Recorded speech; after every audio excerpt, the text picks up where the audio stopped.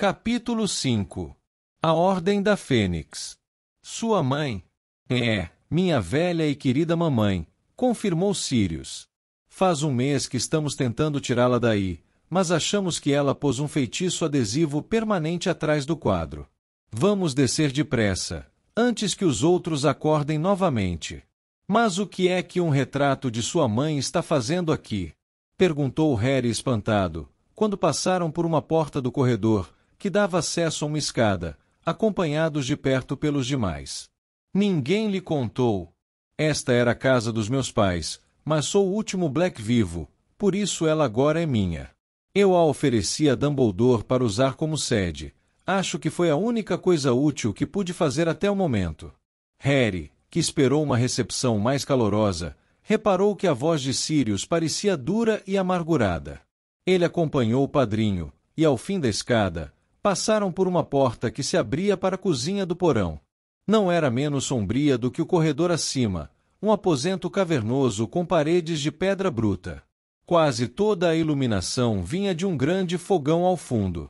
Fumaça de cachimbo pairava no ar, como a névoa escura sobre um campo de batalha, e nela avultavam as formas ameaçadoras de tachos e panelas penduradas no teto escuro. Muitas cadeiras tinham sido amontoadas no aposento para reunião, e no meio havia uma longa mesa de madeira, coalhada de rolos de pergaminho, cálices, garrafas de vinho vazias e algo que parecia uma pilha de trapos.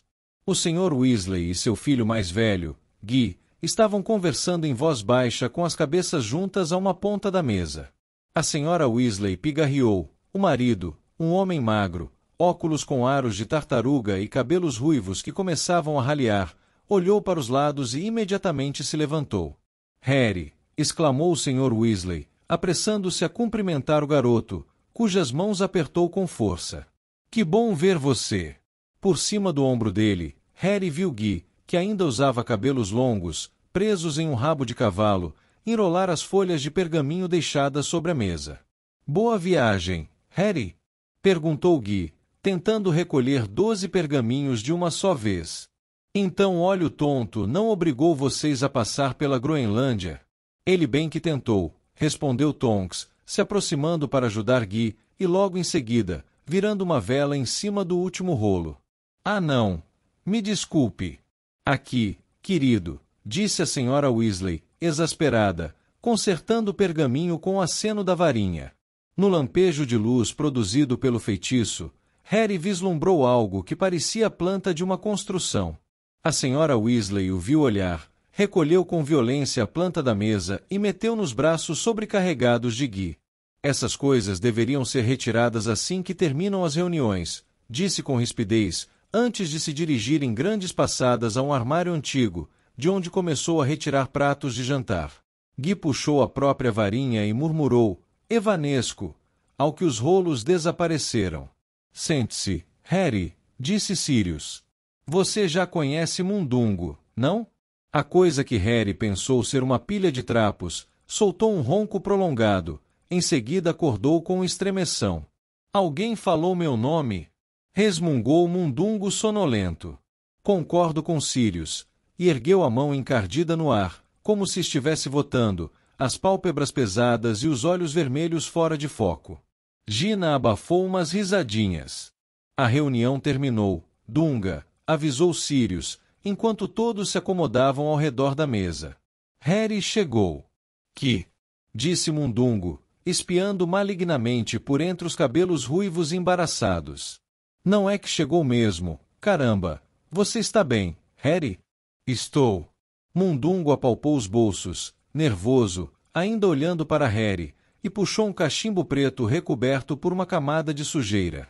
Meteu na boca, acendeu a ponta com a varinha e chupou longamente. Enormes nuvens redondas de fumaça esverdeada o envolveram em segundos. Estou devendo desculpas a você, grunhiu uma voz no meio da nuvem de fumaça fedorenta. Pela última vez, Mundungo, chamou a Sra. Weasley. Por favor, não fume essa coisa na cozinha, principalmente antes de comermos. Certo. Desculpe, Molly. A nuvem de fumaça desapareceu no que Mundungo guardou o cachimbo no bolso, mas um cheiro acre de meias queimadas permaneceu no ar, e se vocês quiserem comer antes da meia-noite, vou precisar de ajuda, anunciou a Sra. Weasley a todos na cozinha. Não, você pode ficar onde está, Harry, querido, fez uma viagem muito longa. Em que posso ajudar, Molly? Perguntou Tonks, adiantando-se entusiasmada. A Sra. Weasley hesitou, parecendo apreensiva. Não, tudo bem, Tonks, você também precisa descansar, já fez o suficiente hoje. Não, quero ajudar, insistiu a bruxa animada, derrubando uma cadeira ao se precipitar para o armário, no qual Gina apanhava talheres. Logo, uma coleção de facas estava cortando carne e hortaliças sozinhas, supervisadas pela Sra. Weasley, enquanto ela mexia um caldeirão pendurado sobre as chamas.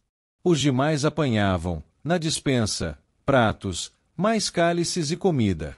Harry foi deixado à mesa com Sirius e Mundungo, que ainda piscava os olhos pesarosos para o garoto. Viu a velha Fig depois daquele dia? Perguntou. Não, disse Harry, não a vi mais. Entendo, eu não teria saído, disse Mundungo, curvando-se para frente, com um tom de súplica na voz, mas tive uma oportunidade para fazer um negócio. Harry sentiu uma coisa roçar em seus joelhos e se assustou, mas era só o bichento, o gato amarelo, de pernas arqueadas, de Hermione, que contornou as pernas do garoto, ronronando, e em seguida saltou para o colo de Sirius e se enroscou. O bruxo, distraído, coçou atrás das orelhas do gato, ao mesmo tempo que se virava ainda sério para o afilhado. As férias foram boas até agora. Não, uma droga, disse Harry. Pela primeira vez, a sombra de um sorriso perpassou o rosto de Sirius. Eu não sei do que você está se queixando. Que? Exclamou Harry, incrédulo. Pessoalmente, eu teria recebido com prazer um ataque de dementadores. Uma luta mortal pela minha alma teria quebrado essa monotonia numa boa. Você acha que seu verão foi ruim, mas pelo menos você pôde sair, esticar as pernas, se meter em brigas. Eu fiquei trancado aqui o mês inteiro. Como assim? Perguntou Harry, franzindo a testa. Porque o Ministério da Magia continua me caçando, e Voldemort, a esta altura, já sabe que sou um animago. Rabicho terá contado a ele, portanto meu disfarce acabou. Não há muito que eu possa fazer pela Ordem da Fênix, ou pelo menos é o que pensa Dumbledore. Havia alguma coisa no tom ligeiramente inexpressivo com que Sirius disse o nome de Dumbledore, que deixou transparecer que ele também não estava muito feliz com o diretor. O garoto sentiu uma repentina afeição pelo padrinho. Pelo menos você acompanhou o que estava acontecendo, disse, em consolo. Com certeza, respondeu Sirius sarcasticamente. Escutando os relatórios de Snape, aturando as ironias dele de que está lá fora arriscando a vida, enquanto eu estou aqui sentado no bem bom, me perguntando como vai a limpeza. Com que limpeza? Perguntou Harry. Estou procurando deixar a casa em condições de ser habitada por humanos, explicou Sirius, abarcando com gesto a cozinha sombria. Ninguém mora aqui há 10 anos, ou pelo menos desde que minha querida mãe faleceu. A não ser que se conte o velho elfo doméstico, que a servia, e que já perdeu o juízo há muito tempo, não limpa nada há anos. Sirius, interrompeu Mundungo, que não parecia ter prestado atenção a alguma conversa, mas esteve examinando um cálice vazio. Isto é prata maciça, cara? Sim, respondeu Sirius, avaliando o cálice com aversão. A melhor prata lavrada por duendes no século XV, gravada com o brasão da família Black. Mas isso sai, murmurou Mundungo, polindo o brasão com o punho do casaco. Fred, Jorge, não, é só para carregar as coisas, gritou a Sra. Weasley. Harry, Sirius e Mundungo olharam para os lados, e em uma fração de segundo, mergulharam para longe da mesa. Fred e Jorge tinham enfeitiçado um caldeirão de ensopado, uma jarra de ferro com cerveja amanteigada e uma pesada tábua de cortar, inclusive com a faca, fazendo tudo voar pelo ar, em direção à mesa. O caldeirão deslizou por toda a extensão da mesa e parou quase na ponta, deixando uma longa queimadura negra em sua superfície. A jarra caiu com estrépito, espalhando o conteúdo pela cozinha. A faca de pão escorregou da tábua e aterrissou de ponta para baixo, agitando-se ameaçadoramente, no ponto exato em que a mão de Sirius esteve momentos antes. Pelo amor de Deus! Bradou a senhora Weasley. Não havia a menor necessidade. Para mim já chega. Só porque agora vocês têm permissão para usar magia, não precisam puxar a varinha para tudo. Só estamos tentando economizar tempo. Respondeu Fred, correndo a arrancar a faca de pão da mesa. Desculpe, cara, disse a Sirius. Não tive. Harry e Sirius riram. Mundungo, que caiu para trás, se levantou xingando. Bichento soltou um silvo raivoso e disparou para baixo do armário, de onde seus grandes olhos amarelos brilharam no escuro. Meninos, disse o Sr. Weasley, repondo o caldeirão no centro da mesa. Sua mãe tem razão. Espera-se que vocês demonstrem responsabilidade, agora que são maiores de idade. Nenhum dos seus irmãos criou esse tipo de problema. Ralhou a Sra. Weasley com os gêmeos, batendo uma nova jarra de cerveja amanteigada na mesa, com tanta força que quase derramou a mesma quantidade do líquido que os garotos. Gui não sentia necessidade de aparatar a cada metro. Carlinhos não enfeitiçava tudo que via. Percy. Ela parou de repente, para tomar fôlego, e lançou um olhar assustado ao marido, cuja expressão enrijeceu repentinamente. Vamos comer, disse Gui depressa. Está com uma cara ótima, Molly, disse Lupin, servindo uma concha do ensopado em um prato e passando a ela, sentada à sua frente na mesa. Durante alguns minutos, fez-se silêncio, quebrado apenas pelo ruído dos pratos, talheres e cadeiras à medida que as pessoas se acomodavam para comer. Então a Sra. Weasley se dirigiu a Sirius. Estou querendo lhe falar há dias. Tem alguma coisa presa na escrivaninha da sala de visitas. Não para de chacoalhar e vibrar. É claro que pode ser apenas um bicho-papão, mas pensei que talvez devêssemos pedir a Lastor para dar uma espiada, antes de soltarmos o que quer que seja. Como quiser, respondeu Sirius indiferente. As cortinas de lá também estão cheias de fadas mordentes, continuou a Sra. Weasley. Pensei que a gente talvez pudesse tentar resolver o problema amanhã. Estou ansioso para começar, disse Sirius. Harry percebeu o sarcasmo na voz do padrinho, mas ficou em dúvida se todos o haviam percebido. Em frente a Harry, Tonks divertia Hermione e Gina, transformando o próprio nariz entre uma garfada e outra.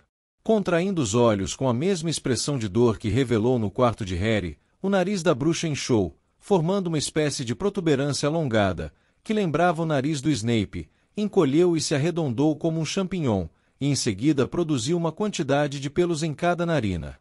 Aparentemente aquilo era uma diversão rotineira à hora da refeição, porque Hermione e Gina logo estavam pedindo que fizesse os narizes de que mais gostavam.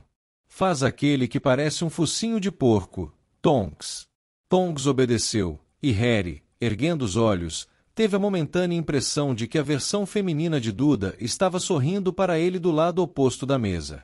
O Sr. Weasley, Gui e Lupin mantinham uma animada discussão sobre duendes. Eles ainda não estão revelando nada, dizia Gui. Não cheguei à conclusão se acreditam ou não que ele retornou. Claro que talvez prefiram não tomar partido, ficar de fora.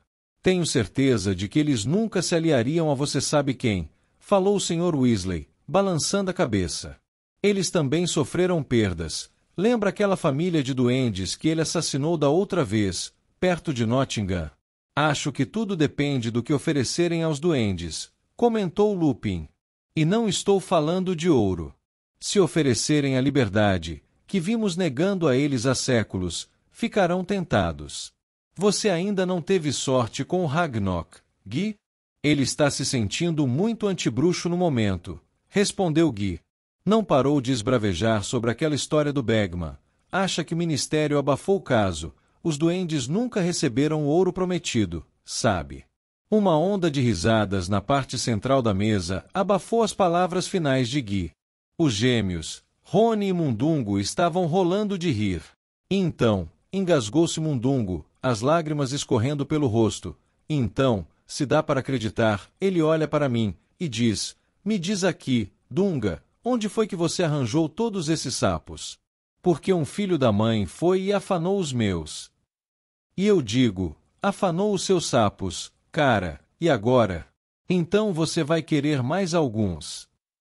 E se quiserem acreditar, rapazes, o burro do Gárgula tornou a comprar de mim todos os sapos que tinham sido dele, por um preço muito mais alto do que pagou da primeira vez. Acho que não precisamos continuar ouvindo seus negócios, Mundungo, disse a senhora Weasley rispidamente, enquanto Rony caía debruçado sobre a mesa de tanto rir. Desculpe, Molly, disse Mundungo na mesma hora, enxugando as lágrimas e piscando para Harry. Mas, sabe, para começar, o Will tinha afanado os sapos do Verruga, por isso eu não estava realmente fazendo nada errado. Não sei onde foi que você aprendeu o que é certo e errado, Mundungo, mas pelo jeito andou perdendo algumas aulas fundamentais, disse a senhora Weasley com frieza.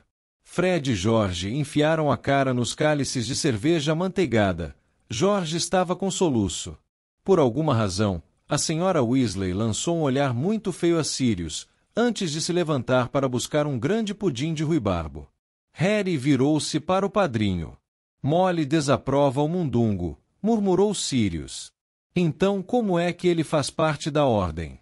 Perguntou Harry no mesmo tom. Ele é útil, murmurou Sirius.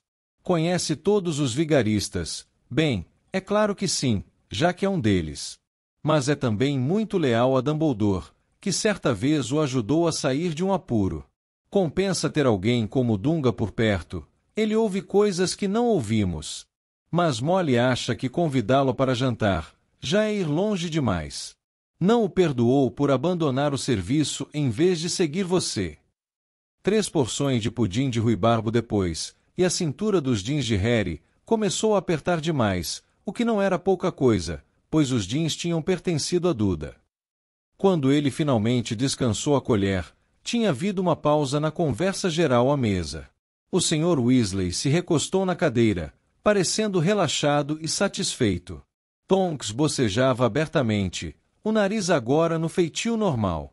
Gina, que atraiu Bichento para fora do vão do armário, estava sentada no chão de pernas cruzadas, atirando rolhas de cerveja para o gato ir buscar. Acho que está chegando a hora de dormir, disse a senhora Weasley bocejando. Ainda não, Molly, pediu Sirius, afastando o prato para olhar Harry de frente.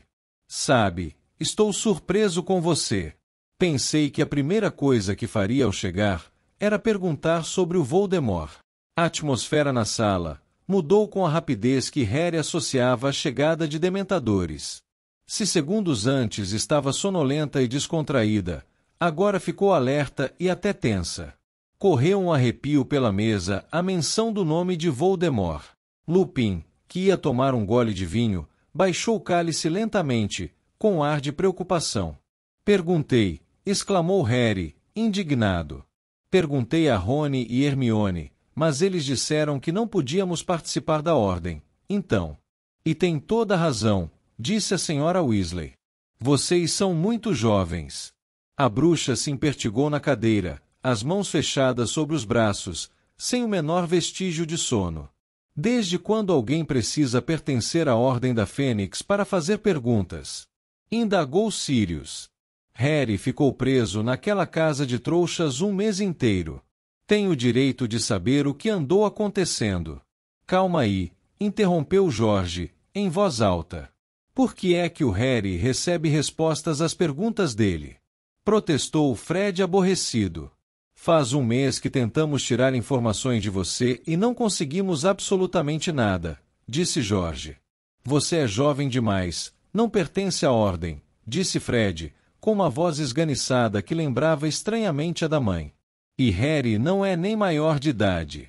Não tenho culpa se ninguém lhe contou nada que a ordem tem feito, respondeu Sirius calmamente. Isso é uma decisão dos seus pais. Por outro lado, o Harry. Não cabe a você decidir o que é bom para o Harry, retrucou a senhora Weasley com aspereza. A expressão em seu rosto, normalmente bondoso, parecia perigosa. Suponho que ainda se lembre do que Dumbledore disse. Com que parte? Perguntou Sirius educadamente, mas com o ar de um homem que se prepara para uma briga. A parte em que disse para não contar a Harry mais do que ele precisa saber, disse a senhora Weasley, sublinhando as 2 últimas palavras. As cabeças de Rony, Hermione, Fred e George giravam de Sirius para a senhora Weasley, como se estivessem acompanhando uma partida de tênis. Gina estava ajoelhada em meio a uma pilha de rolhas de cerveja, observando a conversa com a boca entreaberta. Os olhos de Lupin estavam pregados em Sirius. Não tenho intenção de contar mais do que ele precisa saber, Molly. Mas como foi ele quem viu Voldemort voltar, mais uma vez, houve um estremecimento coletivo ao som daquele nome. Tem mais direito do que a maioria. Ele não pertence à Ordem da Fênix. Contrapôs a Sra. Weasley. Tem apenas 15 anos, e já teve de enfrentar tanto quanto a maioria dos participantes da Ordem e mais do que alguns. Ninguém está negando o que ele fez, disse a Sra. Weasley erguendo a voz, os punhos tremendo nos braços da cadeira. Mas ainda, ele não é mais criança. Retrucou Sirius, impaciente. Tampouco é adulto, disse a Sra. Weasley, a cor afluindo às suas faces. Ele não é Tiago, Sirius. Sei perfeitamente quem ele é, obrigado, Molly, retrucou Sirius com frieza. Não tenho muita certeza. Às vezes, pelo jeito com que fala dele, passa a impressão de que pensa ter recuperado seu melhor amigo. E que é que há de errado nisso? Perguntou Harry.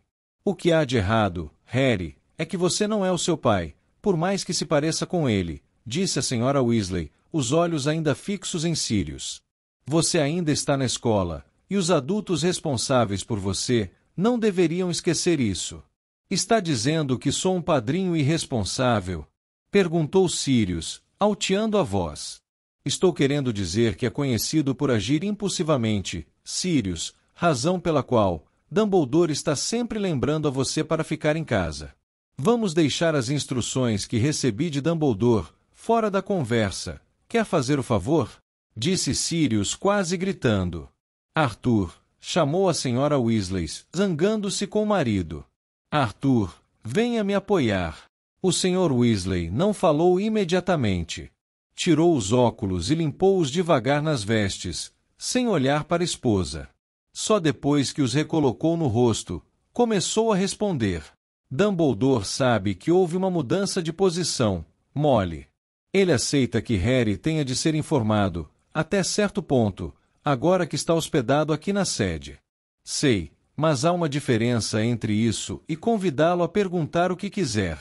Por mim, disse Lupin em voz baixa, só então afastando o olhar de Sirius, ao mesmo tempo que a Sra. Weasley se virava para ele, na esperança de ter finalmente conseguido um aliado.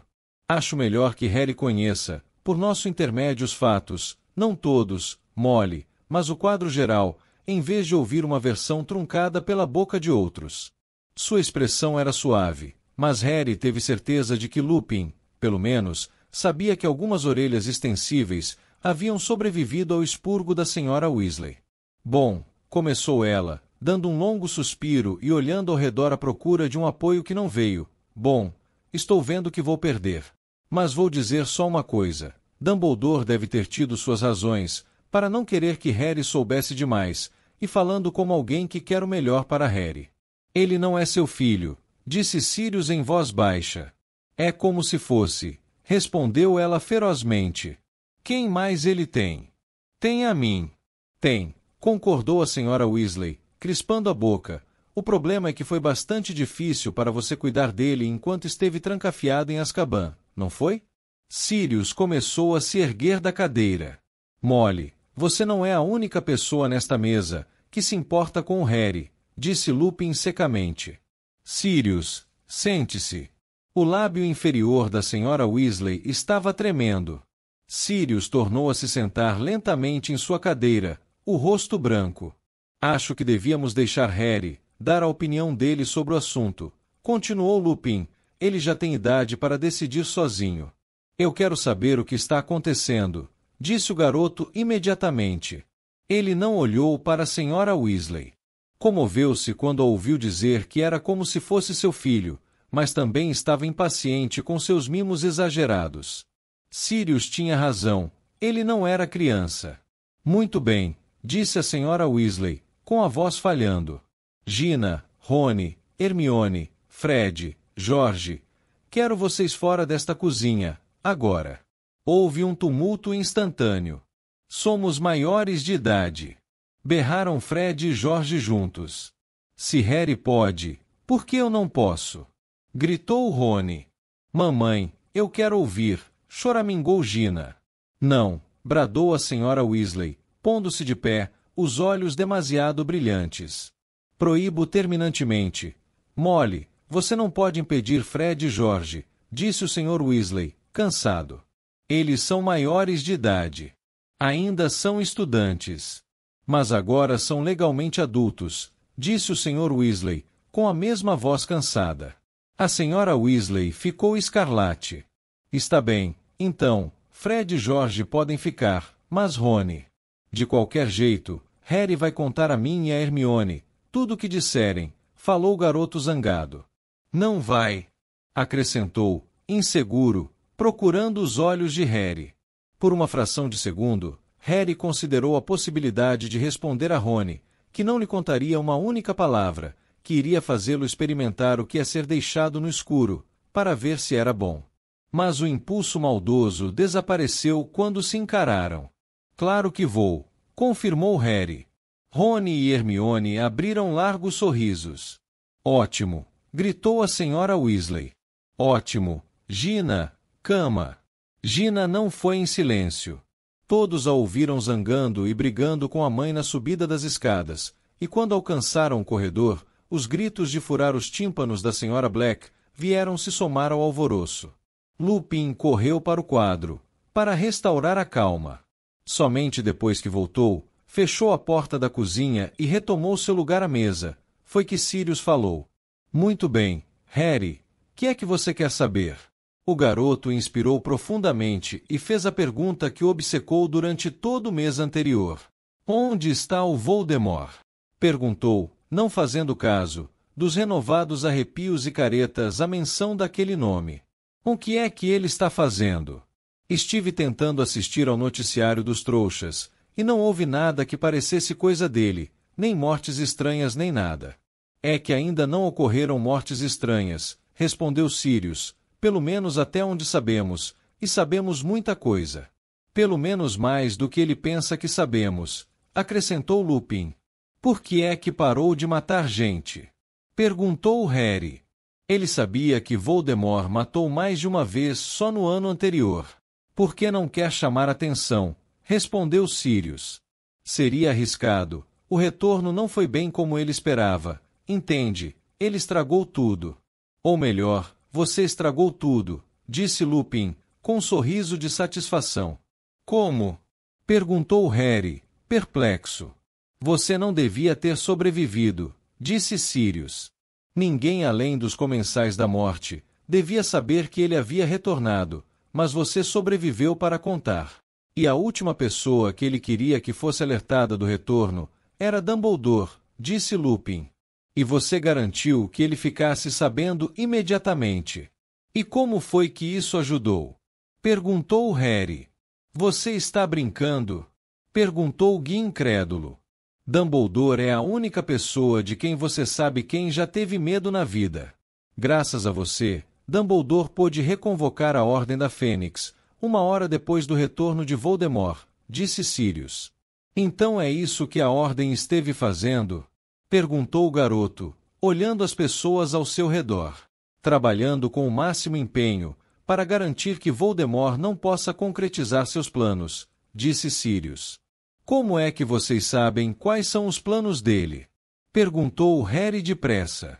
Dumbledore teve uma ideia astuciosa, disse Lupin, e as ideias astuciosas de Dumbledore, em geral, se provam verdadeiras.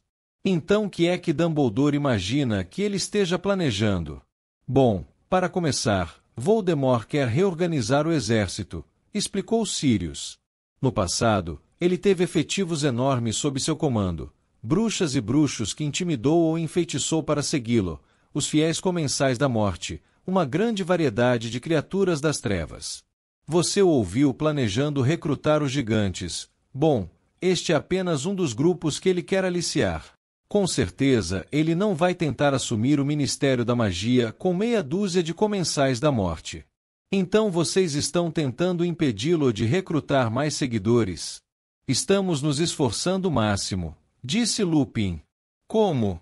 Bom, O principal é tentar convencer o maior número possível de pessoas de que você sabe quem realmente retornou, deixá-las na defensiva, disse Guy.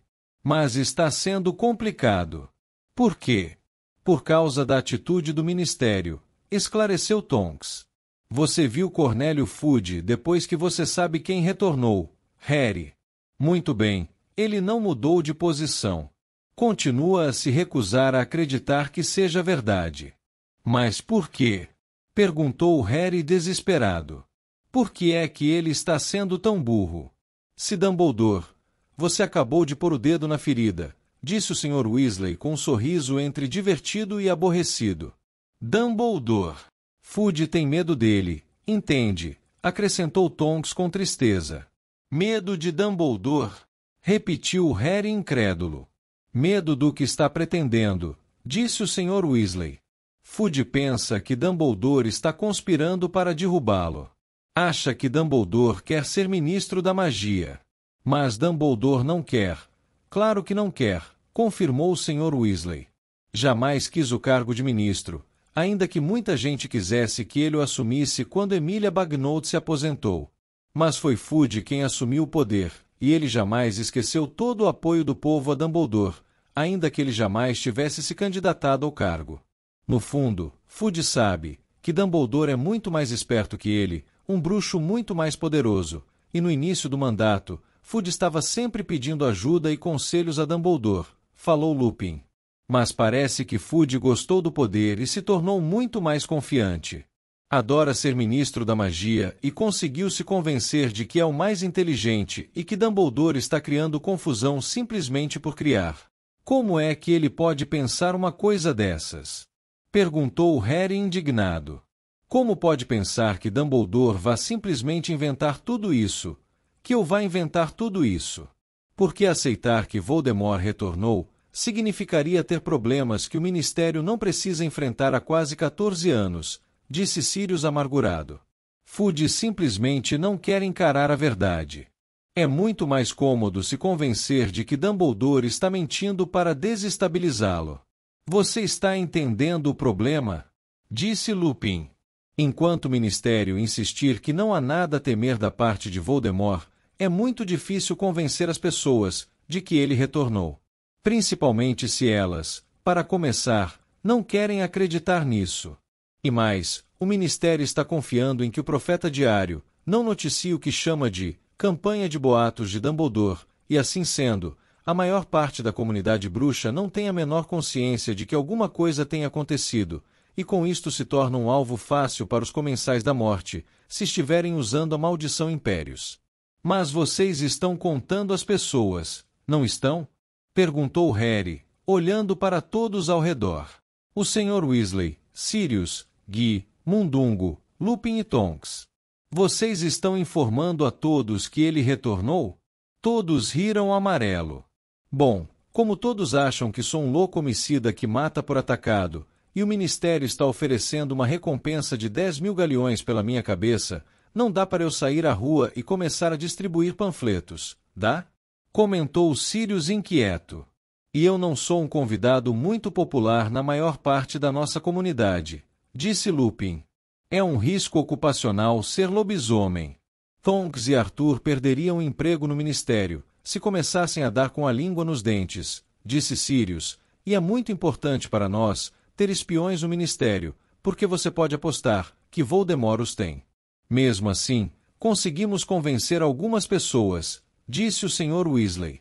A Tonks aqui, por exemplo, era muito jovem para participar da Ordem da Fênix, da outra vez, e é uma enorme vantagem contar com aurores do nosso lado, que em Shackleball também tem sido realmente valioso.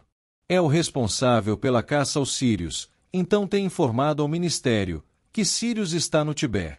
Mas se nenhum de vocês está divulgando a notícia de que Voldemort retornou, começou Harry. Quem disse que nenhum de nós está divulgando as notícias? Falou Sirius. Por que é que você acha que Dumbledore está tão encrencado? Como assim? Perguntou Harry. Estão tentando desacreditá-lo, explicou Lupin.